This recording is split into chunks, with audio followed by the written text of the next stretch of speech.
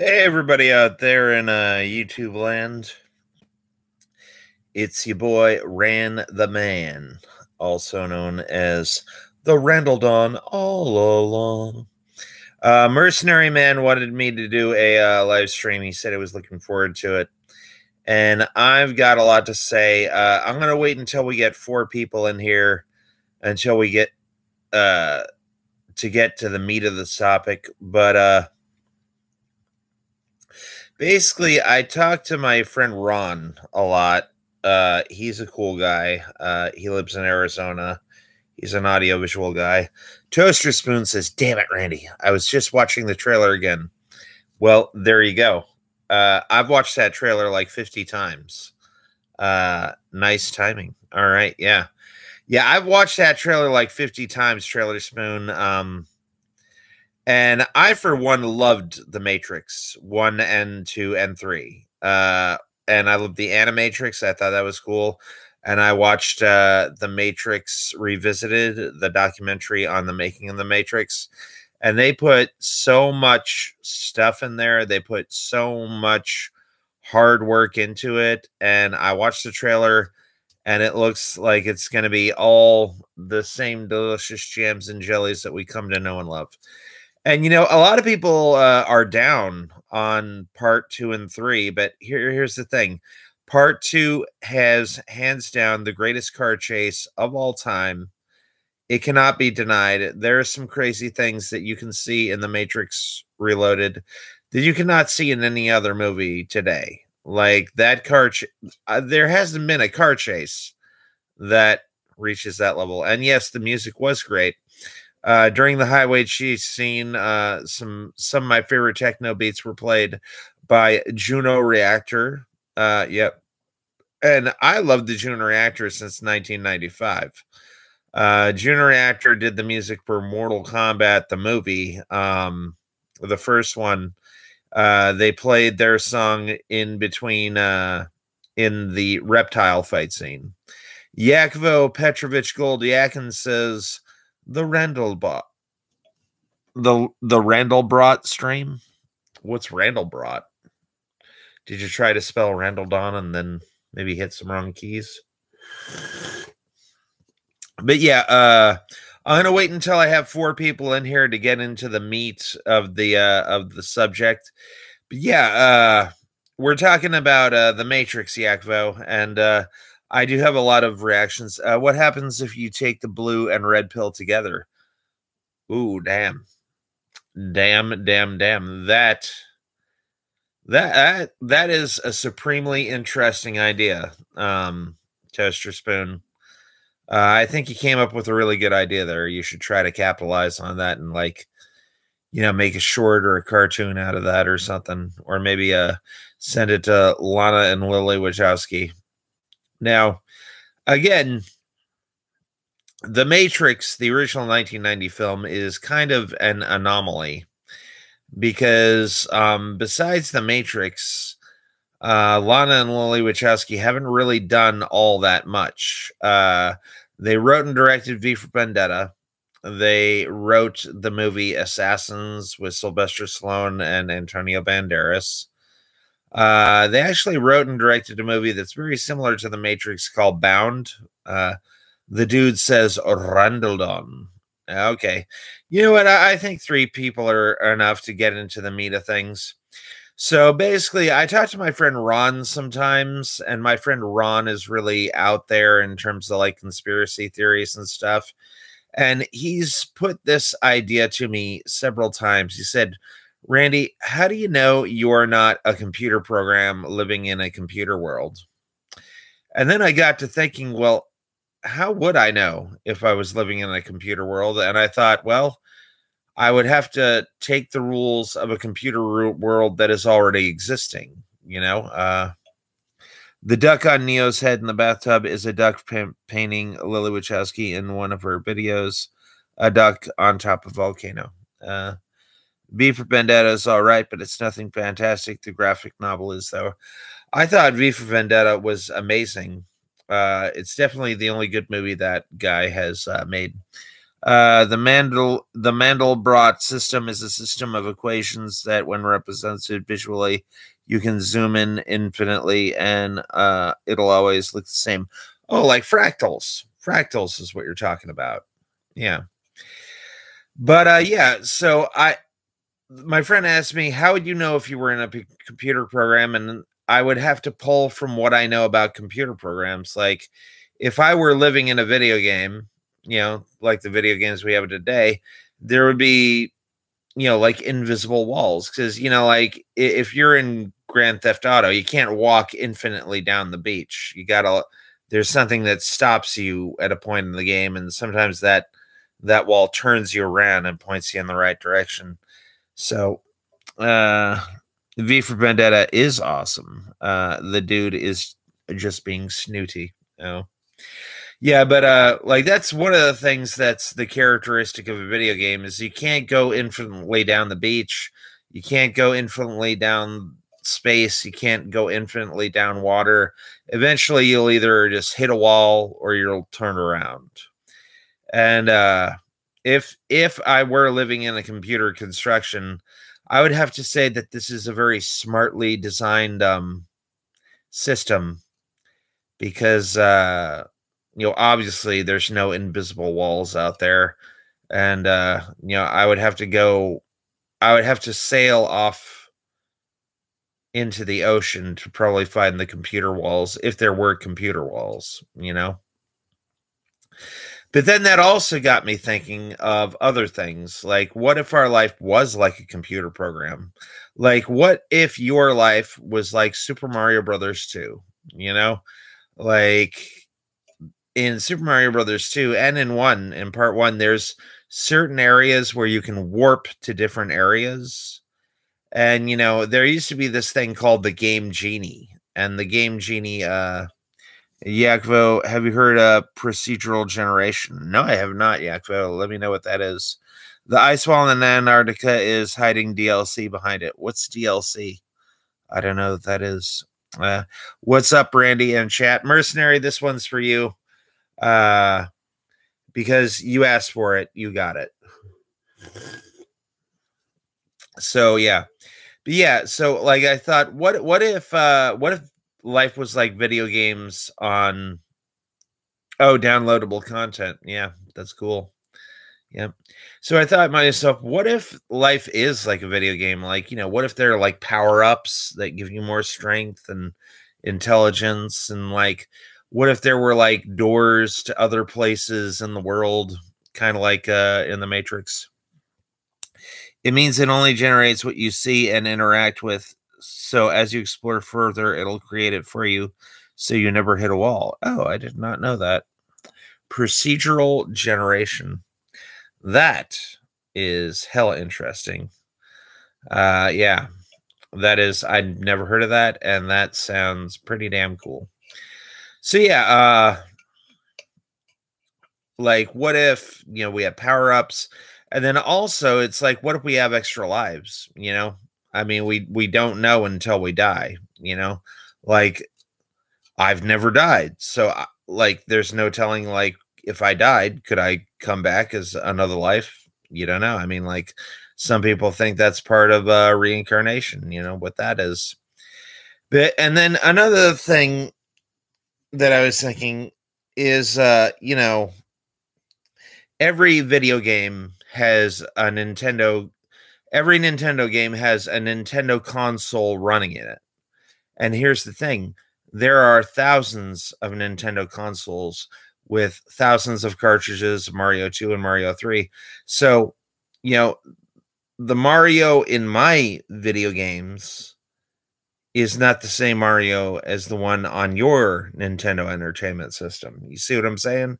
It's like it's the same character, it's the same pieces of code, but it's playing out on multiple different systems throughout the world, and each user is controlling the avatar, So yeah, I was thinking about this long and deep, and I just came up with all these things. And like again, in the 1980s and 1990s, there was this thing called Game Genie, And in Game Genie, you could alter the code to basically do whatever you wanted to do. You know, like there was a code where you could make Mario jump as high as you wanted him to jump. And there was also code where you could, make, Mario throw fireballs forever or have permanent infinite lives, so it was really interesting. And I thought to myself, well, if the world is mathematics, if we are like just a string of numbers and ones and zeros, like our genetic code all breaks down to numbers, it would be logical to think that there would probably be some being or some engine out there that could, give us infinite lives, give us whatever power we wanted, stuff like that, So it got me thinking, and I was thinking really hard about this, really hard. And then I also started thinking about this one question. And I started a list of questions, and this first one really got me. And the first question that I started to really, really think about tonight is, who's in charge? Now think about that for a minute. Think about that. Don't answer. Don't type it in the chat. Just sit there and think about who is in charge of your life. Mercenary Man, who is in charge of your life? Yakvo, who's in charge of your life? Toaster Spoon, who's in charge of your life? Dude, who's in charge of your life? Because when you think about it, the president, the dude. That's what I'm thinking. That is what I'm thinking. I think the dude is in charge of the dude's life. Yakvo is in charge. Well, the whole thing about God, the dude, is that he gives us all free will, so he's he may make the rules, he may design the chessboard, he may map out all the moves, but is God really the person in charge? Like the dude, if you wanted to go out and if you wanted to go to a strip club right now, you could. That would be your choice, and God would let you. He would let you roam free and do whatever you want to do, And then again, is it free will, though? Feels scripted sometimes. Yeah, sometimes it is. Yeah, Mercenary Man, I think that's true. You are in control of your world. Because, really, I mean, unless somebody was physically there restraining you, we all are basically in charge of our own lives,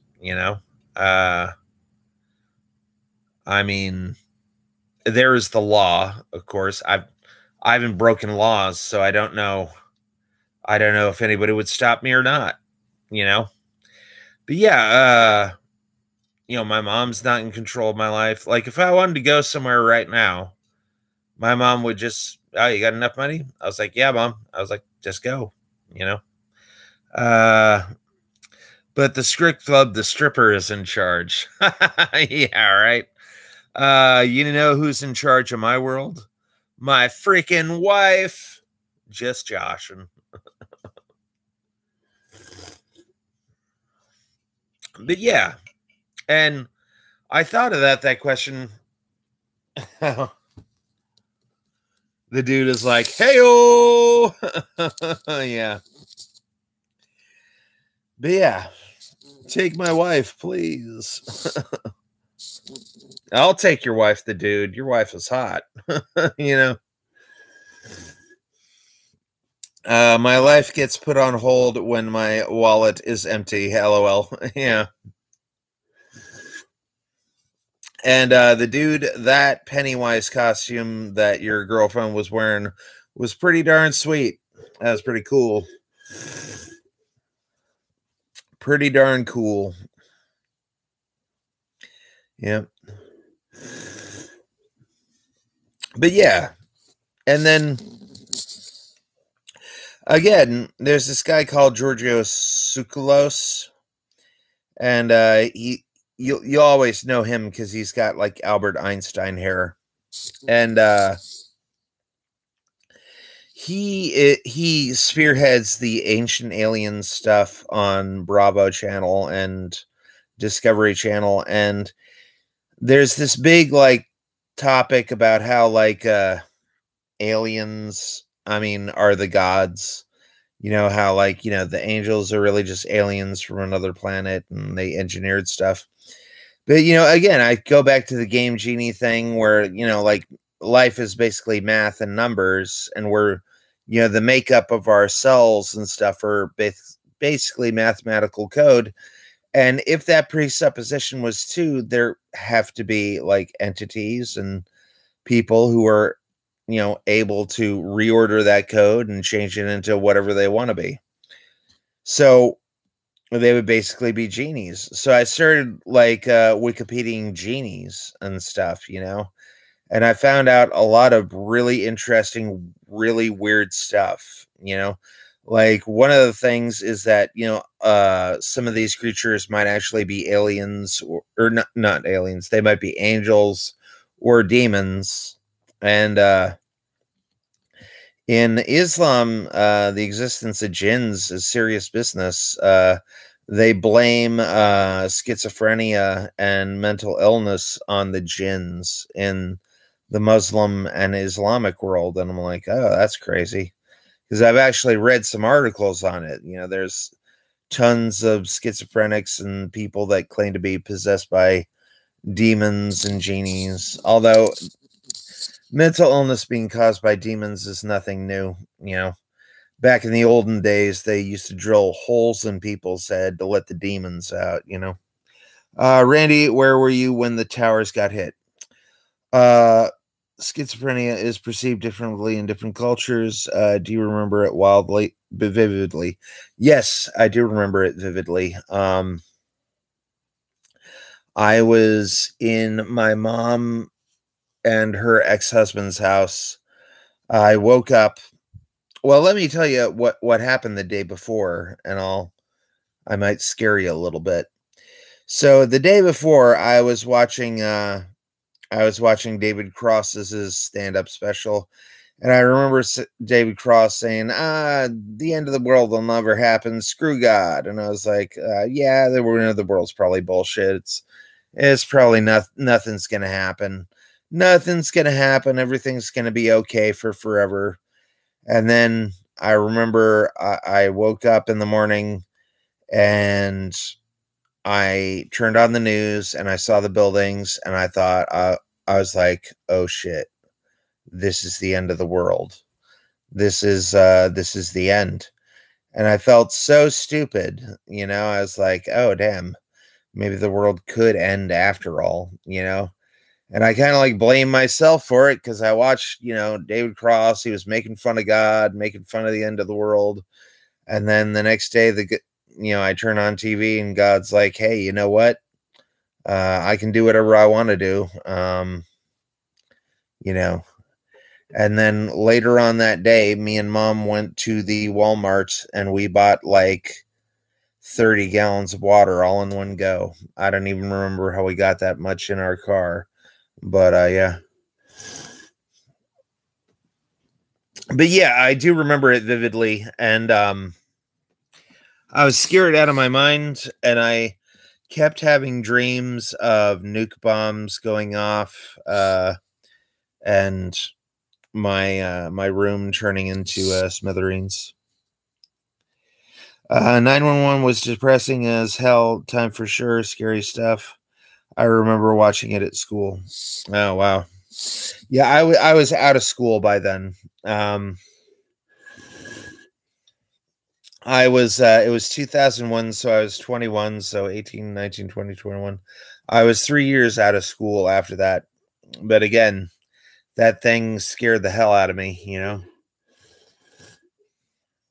Scared the hell out of me. And seeing footage of people in Middle Eastern countries celebrating in the streets made me so angry. Yeah. Yeah, I had nonstop nightmares after that too. I was in grade 3 through 8. Grade 3. Oh yeah.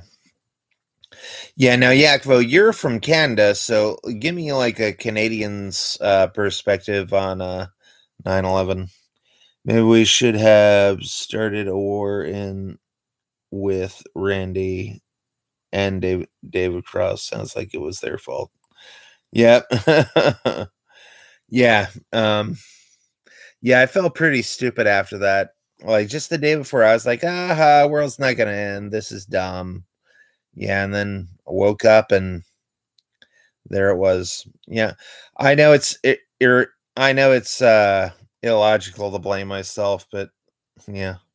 Randy, David Cross, and Sega. Yeah, right. So let me ask a question to the chat. Chat, everybody. Did you all have a welt on your arm after the second Moderna shot? Let me know if y'all got the Moderna shot and if you got the vaccination. Because I'm going to show you something here that scares the hell out of me. See, I got this. I got the Moderna shot, and then I got this right there. You know, and that doesn't look good to me. That looks like it's clotting or something. But yeah. I got my second Moderna shot. I'm fully vaccinated. So when did you get it? I got it 2 days ago. I got off school at the normal time and a lot of people's parents picked them up.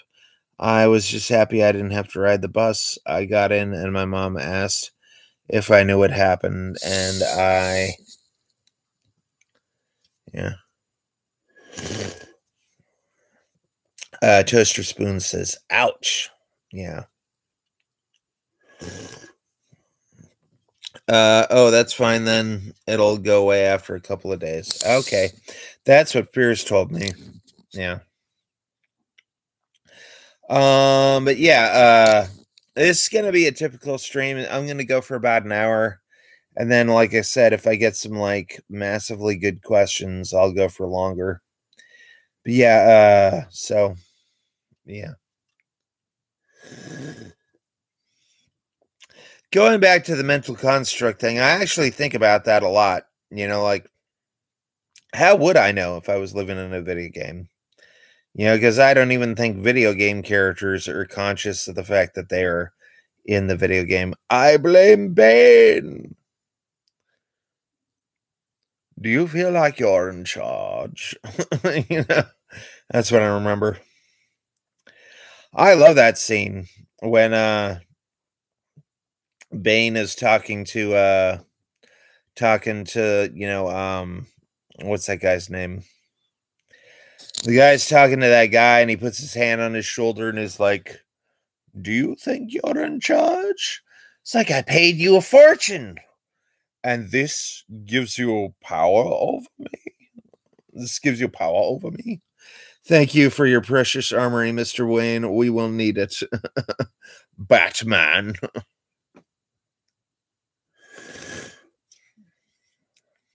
I don't think the whole Bane knowing who Bruce Wayne really was that much of a shocker, you know, and there were tons of fakers on the internet when the Dark Knight Rises came out.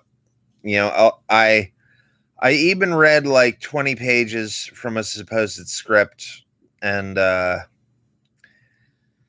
you know, what's sad to say is I think that script was actually better than the final version that we got. You know, I think the Dark Knight Rises could have been handled better, but again, the death of Heath Ledger affected things, of course. You know, Nolan said his original plan was for the Joker to be in that kangaroo court that's in The Dark Knight Rises. So he had to redo stuff and rework it in order to make it make sense without Heath Ledger. I wish Bane wore the luchador mask in the movie like in the comics. Yeah, right. Well, he did in Batman and Robin, you know. The Batman and Robin Bane was pretty close to the comics, which is ironic because Batman and Robin sucked ass. You know,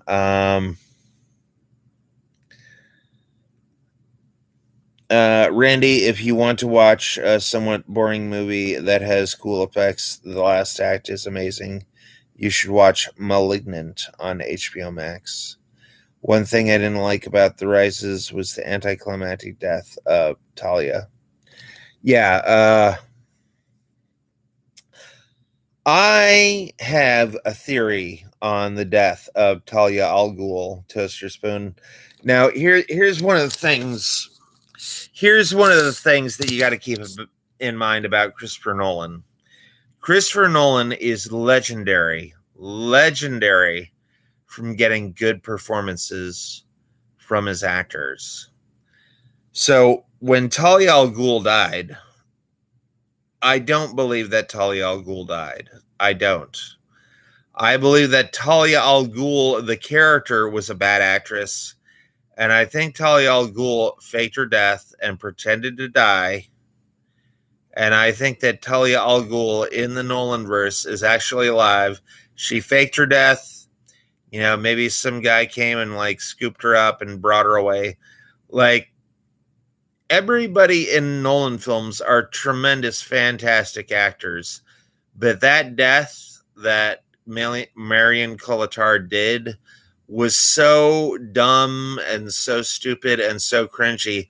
I just don't even want to believe that Christopher Nolan would hire an actress that bad. Like, to me, I really want to believe that Talia is just a bad actress and Talia faked her death. You know, she's a trained ninja of the League of Shadows. Wouldn't be surprised if she faked her death or something. Yeah, that's my theory. You know, and again, like,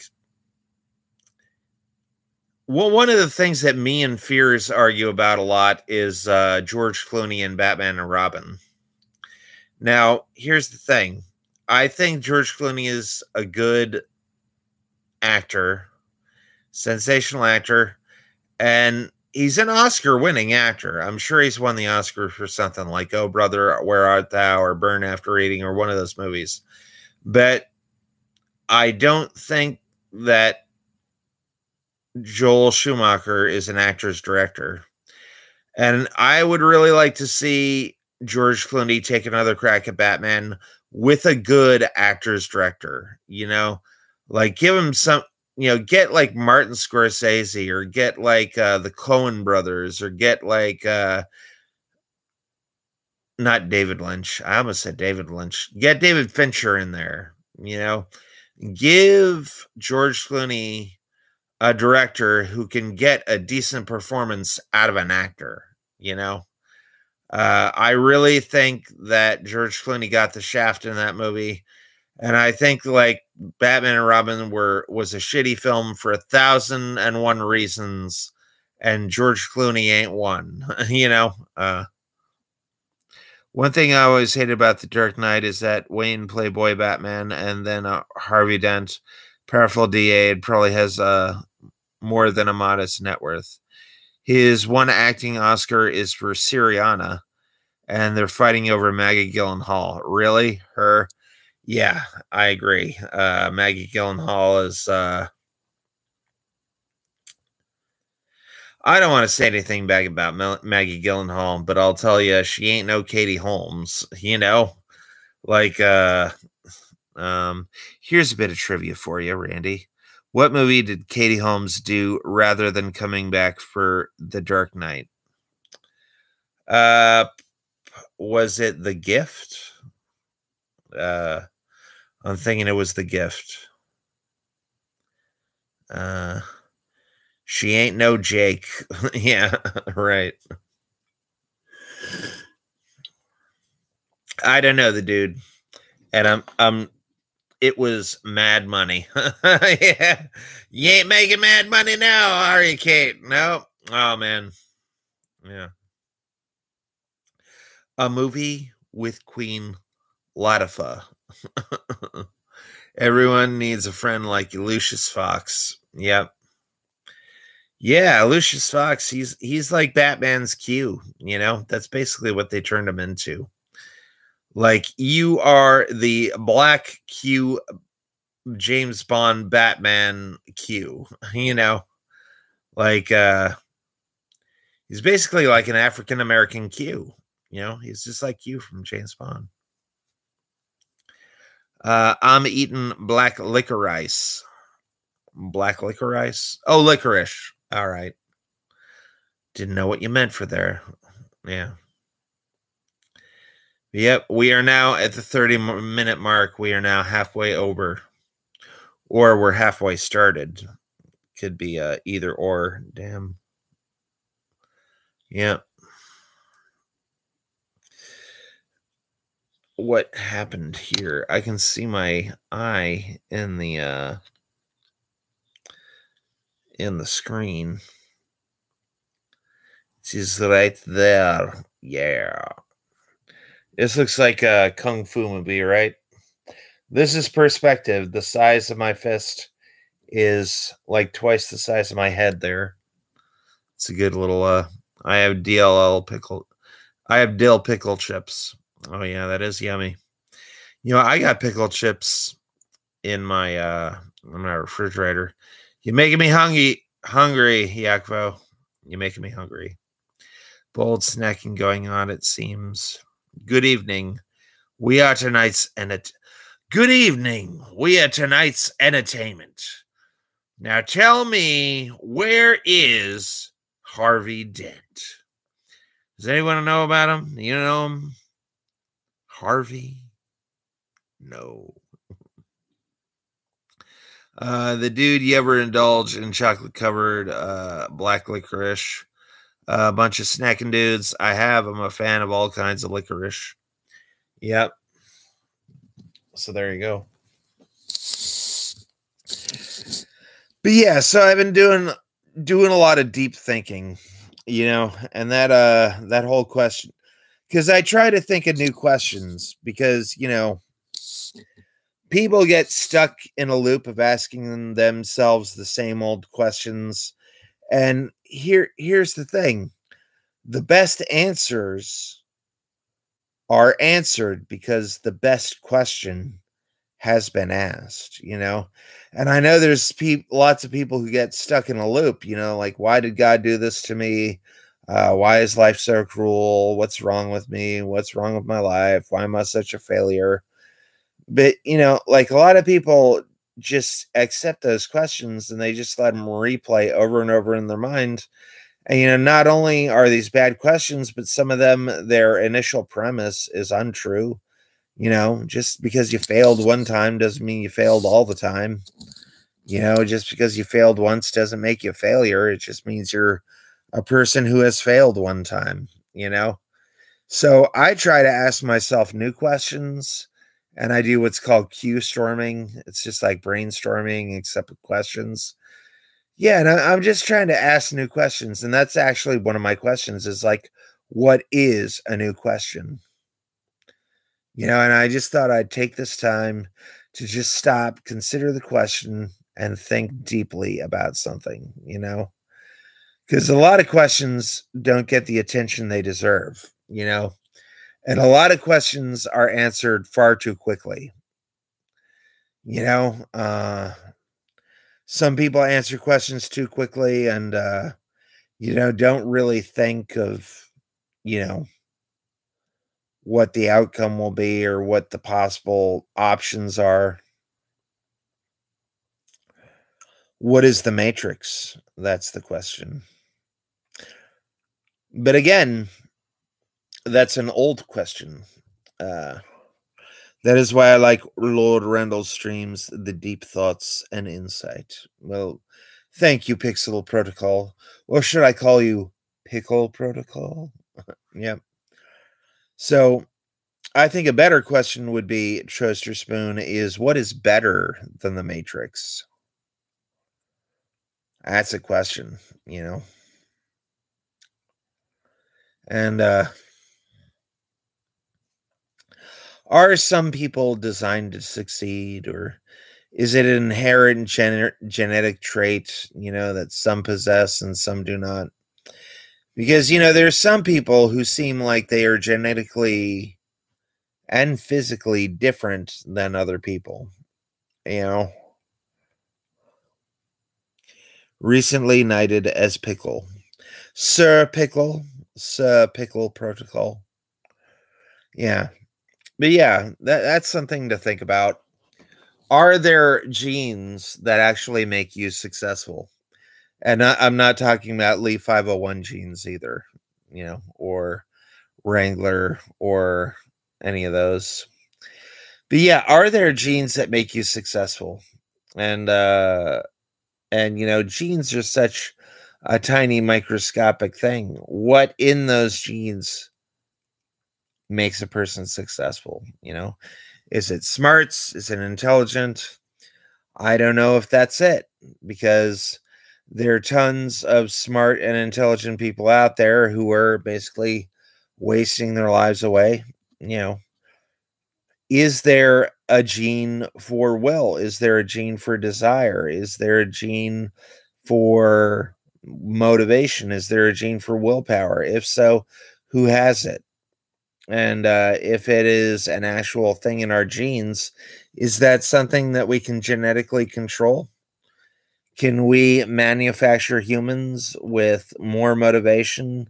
Can we manufacture humans with a successful gene, or like a because genes get blamed for a lot of things, like when somebody sees a pretty girl, they're like, oh, she's got good genes. Or like when somebody like aces his SATs with like perfect 100-point score, they're like, oh, he's just got good genes. Genes get blamed for a lot of things. uh Do you think we're in a simulation? I talked about this, Pixel, for the entirety of the stream, but I will go back.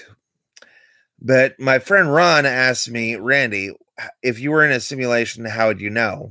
And I think the obvious answer is I would have to look at a simulation we already know, which would be like Grand Theft Auto or Super Mario Brothers or something, and say, okay, if I were Mario, how would I know I was in a made up world? Obviously, there are boundaries that you cannot exceed, that you cannot go past. And there's only a limited range of things you can do. There's a limited amount of characters and people you interact with.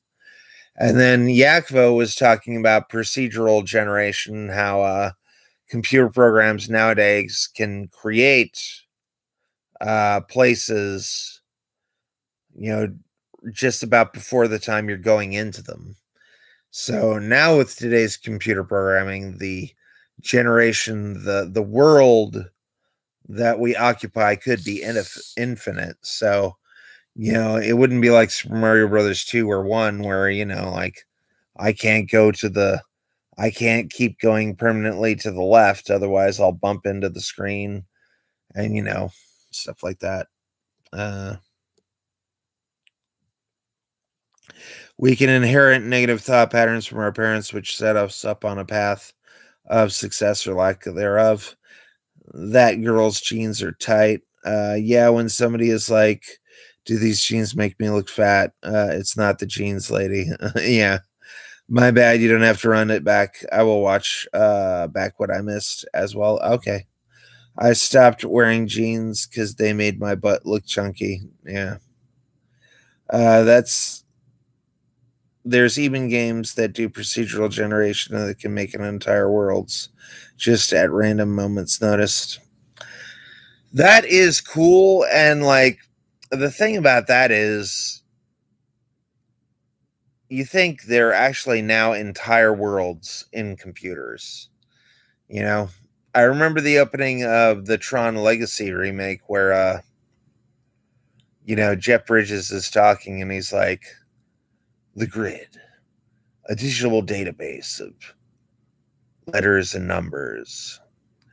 Like how does circuits interact? Is it like freeways?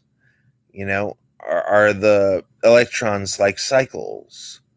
And he just thought about that, and that's how they came up with the Tron and the light cycles and the freeways.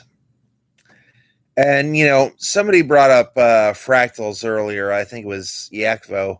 Yeah, fractals, that kind of seems like to me what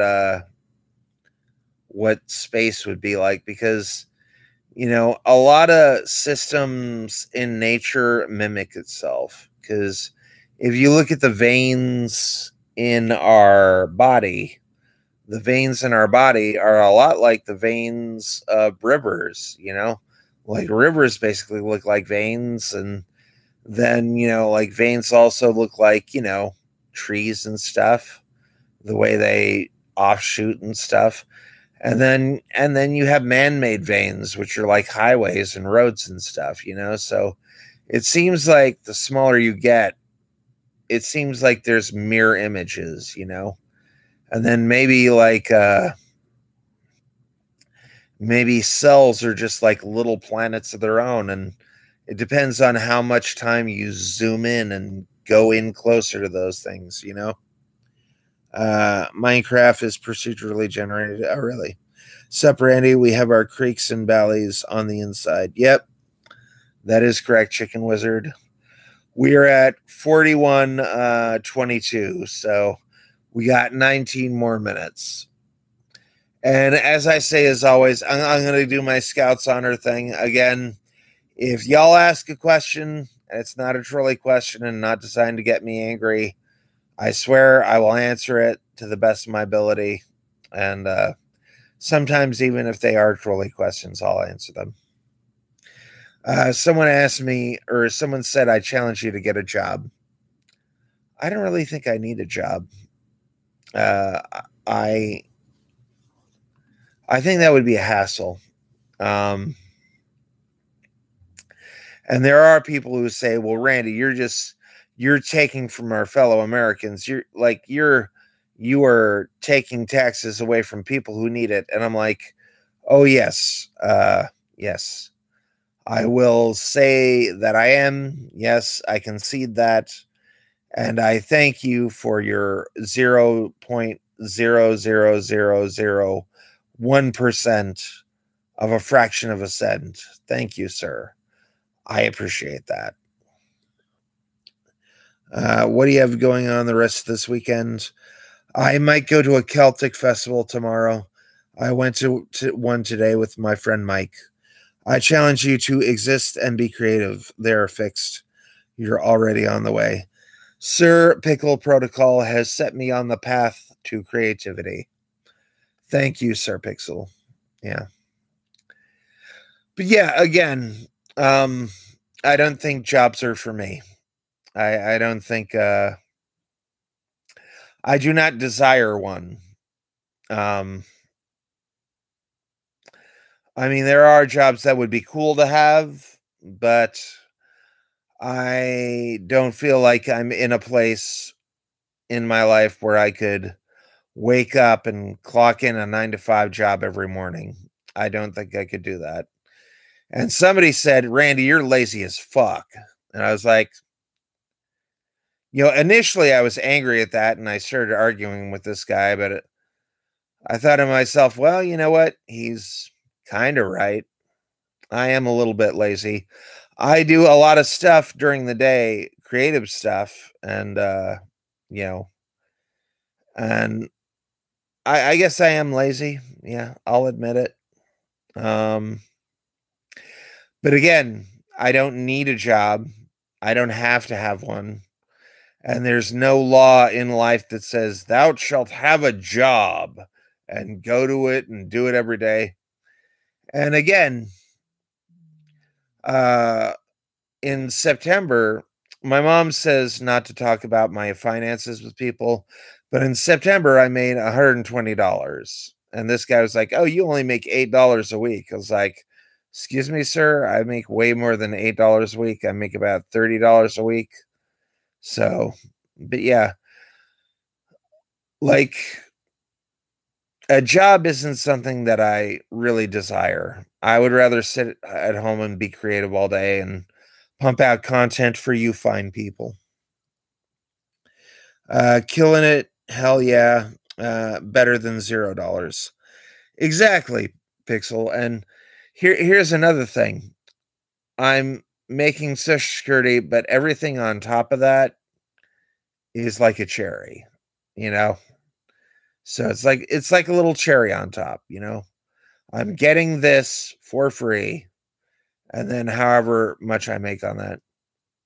I should tell you all about the money I made today. So me and my friend Mike, we went to this place called, well, I'm not going to tell you what the place is called because trolls might mess with me and call the place, but we went to this Mediterranean restaurant, and then as we were walking back to the car, this like random guy comes up to my friend Mike and he goes, "Hey man, hey."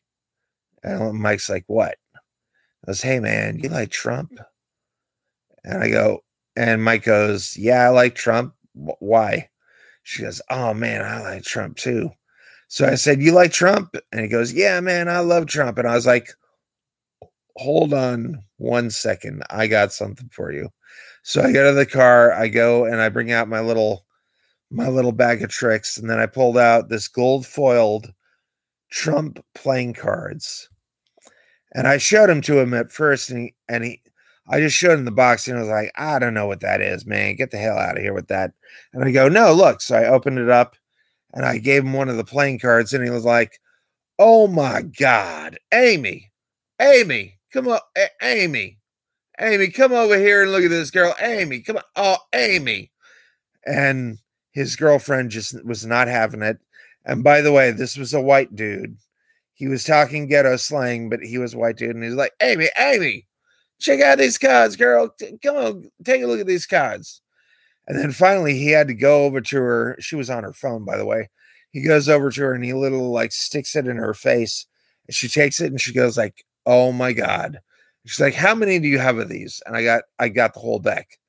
And she's like, "Is it a full deck?" And I'm like, "Yeah, it's a full deck." She's like, "How much do you want for these?" You know, and the deck itself costs $6. And I got free shipping because I ordered it with a bunch of other stuff.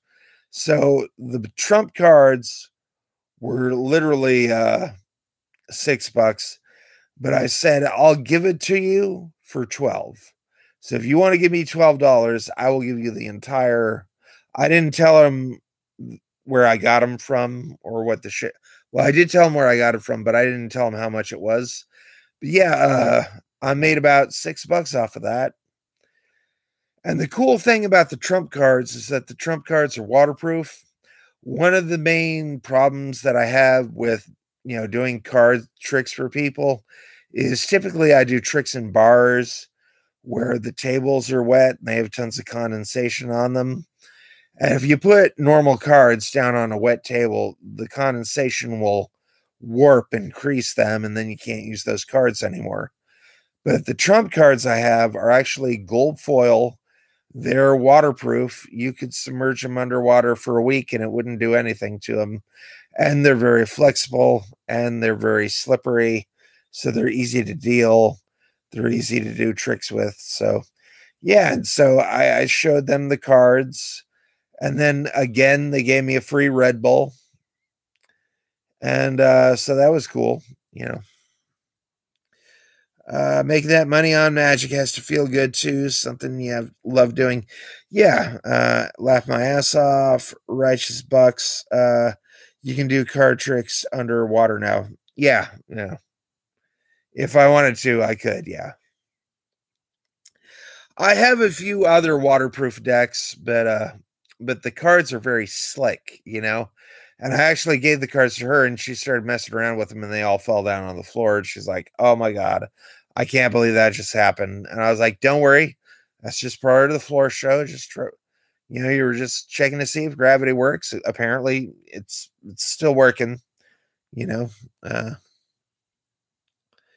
I hit that money, and I told you so. Yeah, yeah." So yeah, I forgot to put that $6 in for today. Yep, that's $6 for magic. So, you know, gravity still solid. Yep, still works.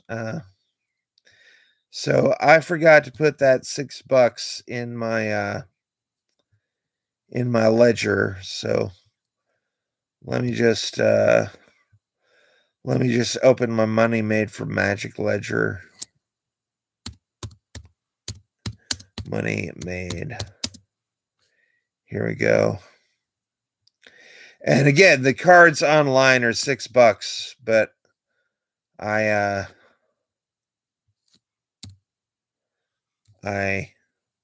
sold them for 12, so $6. Oh, 9. Oh, 11. Oh, no, that's just 11. 2021. I think it was. I'm not going to tell you all the location. Total going from 244 to 250. You know what? I forgot to factor in the Red Bulls. So total, that'd be about $10. So it's not 250. It's 255.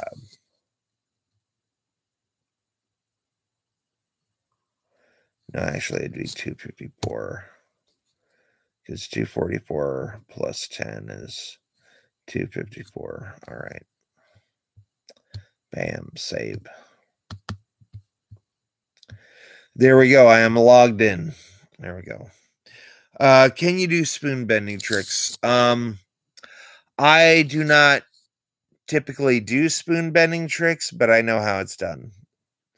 So if I wanted to do it, yes, I could do it. But yeah, spoon bending tricks are actually really easy to do. And, you know, Toaster Spoon, here is some of the, well, Toaster Spoon, I think that was a funny play on words because you were talking about your name is Toaster Spoon. But yeah, one of the things about magic that you'll realize is you'll see magicians do really cool stuff on like America's Got Talent and Penn and Teller's Fool Us and X Factor. And the real secret to a lot of these tricks isn't the actual mechanics of the trick. A lot of the tricks that are so shocking and amazing to people, some of them are so ridiculously simple that if you actually learned how the trick was done, you would probably get bored of that trick and not want to do it. One trick that I know of is called a shiner. Okay. Now, basically what you do is you have somebody pick a playing card, and you don't look at the face of it. You just hold it to the table and you go ace of spades, and you turn it over, it's ace of spades. Then they give you another one, and you're like nine of clubs, and you turn it over, it's nine of clubs. And then they give you another one, it's like ace of hearts, and you turn it over, it's the ace of hearts. The trick with this one is, the trick with the shiner is you're actually looking at the reflection of a knife that's on the table, and there's no magic involved whatsoever. You know, like you're just holding the card to the knife, the butter knife on the table, and you can see the pips and you can see the numbers in the reflection of the knife on the table. That is what a shiner is. And spoon bending is another one of those tricks that are so ridiculously simple. When you find out how they do the trick, you would just lose interest in it. You'd be like, that's lame. I don't like that. I'm not gonna do it. I'm not gonna do that trick. I thought a shiner was what you get when someone punches you in the eye. Yes, Mahmood, that is also what a shiner is. That's a shiner in basic like American parlance. But as far as magicians go, a shiner is where you read something from a knife or a glass surface. A glass surface of a table will do. That'll do. But yeah, that's what a shiner is in magic, you know. But a shiner in typical American life is when someone gives you a black eye. Yeah. So yeah, we are at 55 minutes. So we got 5 more minutes to go. Again, I'll do the Scouts Honor thing. You ask me a question. If it's not trolling, if it's not designed to get me angry, I will answer it to the best of my ability. So, and like I always say, if y'all got good questions, if y'all got in-depth questions, it's going to take me more than a minute to answer. I'll do it. I'll let you know. So there you go.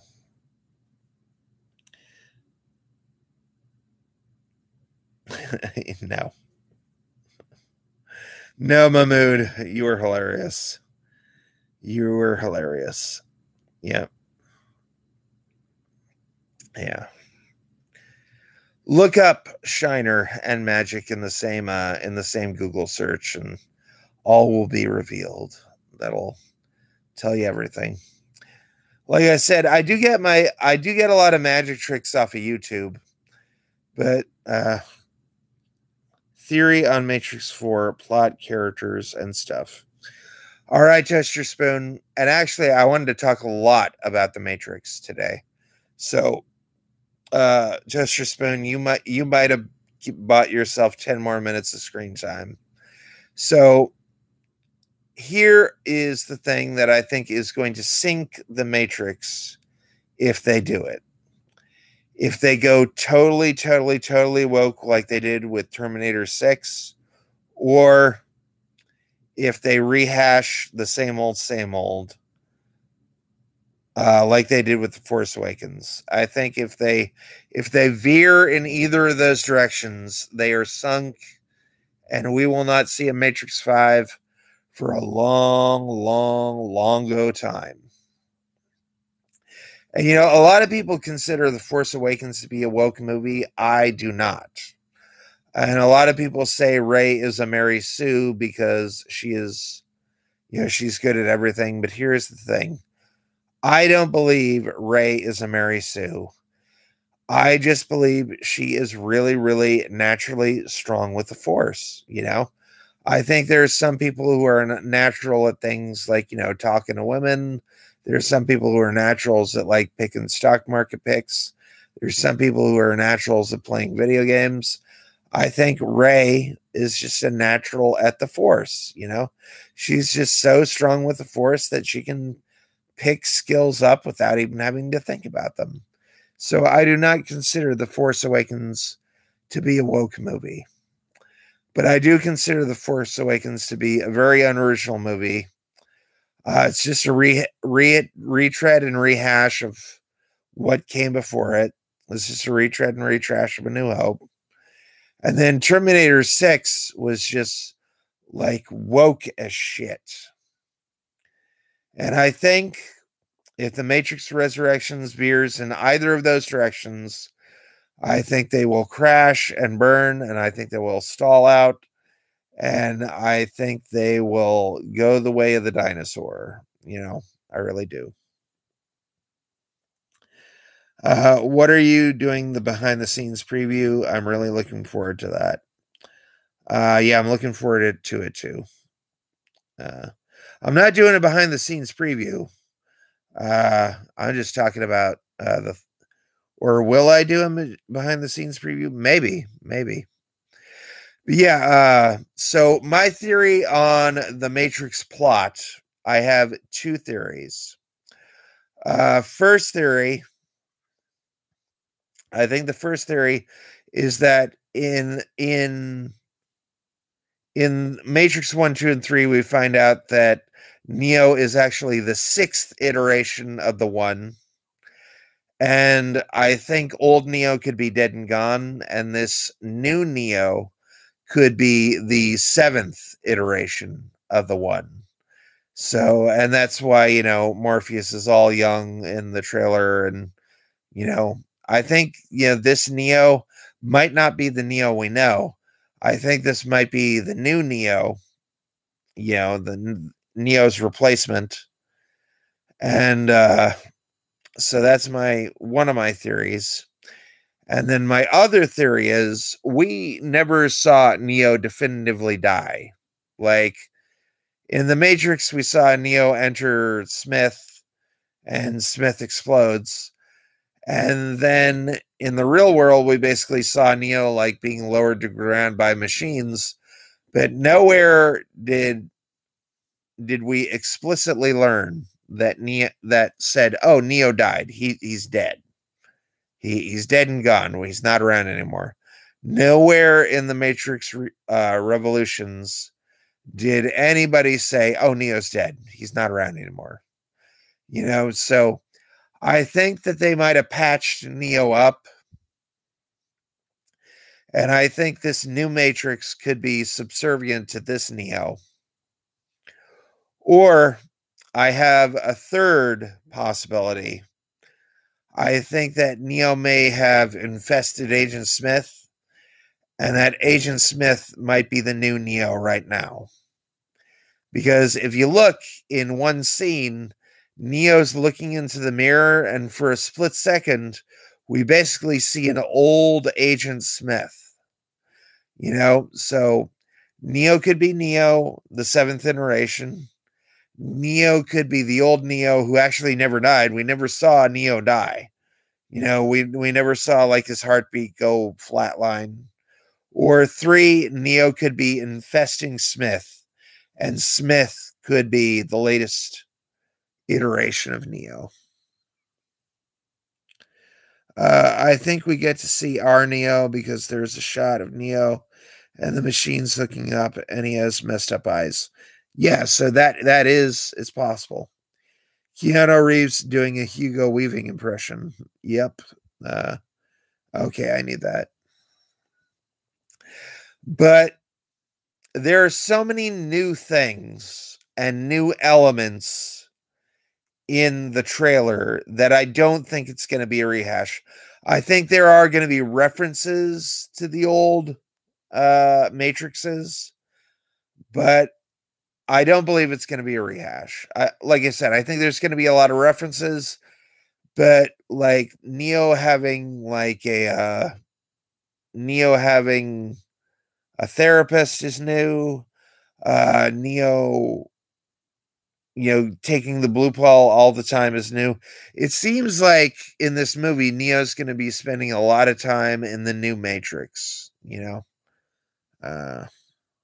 Sounds awesome. Neil Patrick Harris, interesting. Yeah, and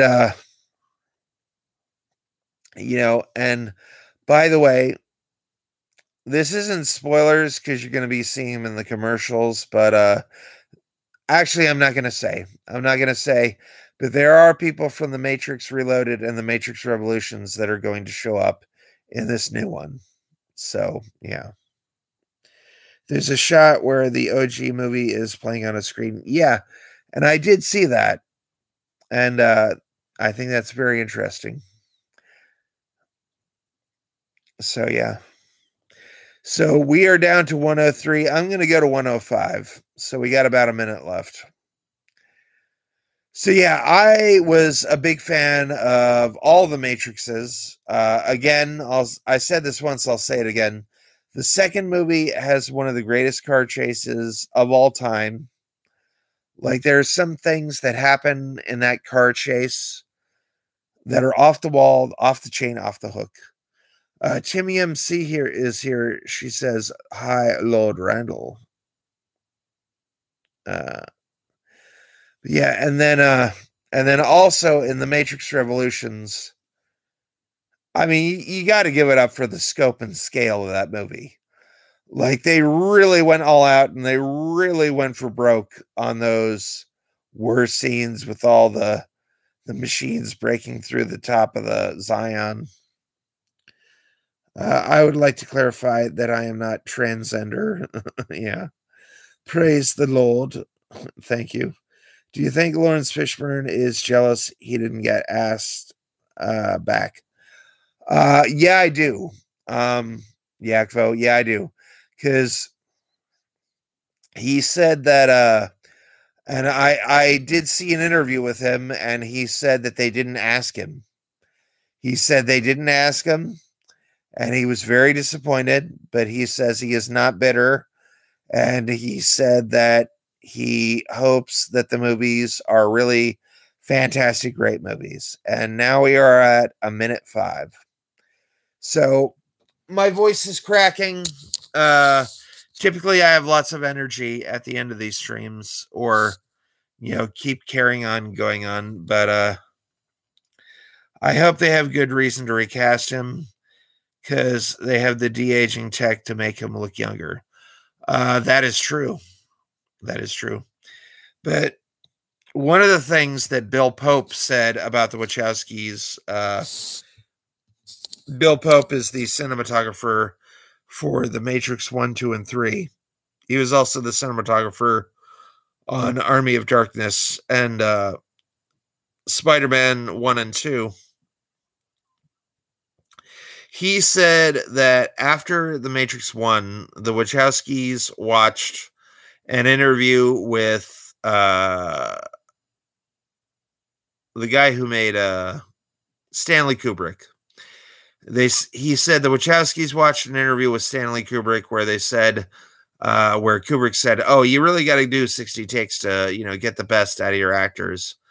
And Bill Pope said the Wachowskis took this way, way, way too much to heart, and he ended up shooting like 60 takes of every scene. And he says, "You know what? This is ridiculous. After this movie, I'm not coming back. I'm not shooting 60 takes of every single shot. I'm not doing it." So after the Matrix Revolutions, I got my paycheck. My contract is full. Y'all can have a nice life. You're wearing me out. I'm not doing this anymore. Go ahead and do whatever you want, but I'm not coming back. So that is why Bill Pope said, I'm not doing it. I'm not doing 60 takes of every scene. Sweet stream. Thanks, Randy. New Matrix should be directed by Randall. I would try to make it as faithful as to the original 3 as humanly possible. Not as humanly as possible, but as humanly possible. So, yeah, there you go. Yay! So, sorry, Exhumed Visions, you came in too late. We are ending the stream. But, Dragon says, "Hi, Randall. As machinely as possible." Yeah. Yeah. Yeah, I'll throw that one at Fierce next time he says the "as humanly as possible." I'll throw that at him. Yakfo. See what he thinks of that.